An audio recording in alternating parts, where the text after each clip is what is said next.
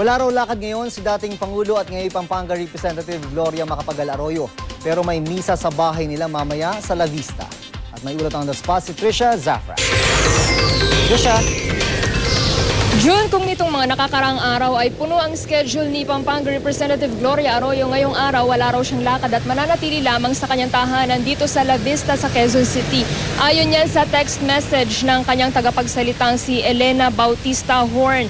Ayon pa sa kanya, hindi raw kasi lumalabas si Arroyo tuwing araw ng linggo.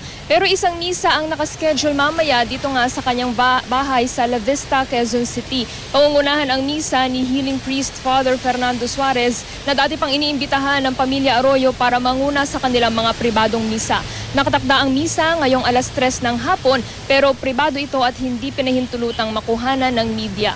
Samantala, June, hindi pa rin sinasabi ng kanilang kampo kung kailan muling magre-report para sa trabaho sa Kamara si Congresswoman Arroyo at kung kailan siya babalik sa alternative treatment facility na kanyang pinuntahan sa Tagaytay City. At bukod nga, June, dito sa kanyang alternative treatment sa Tagaytay ay simula sa susunod na linggo, ayon din sa kanyang tagapagsalitang si Len Bautista Horn, ay magiging regular na yung kanyang physical therapy sa DMMC para nga sa problema sa kanyang lumbosacral. At yan muna ang pinaka-latest mula rito. Balik sa iyo, June. Maraming salamat, Trisha Zafra.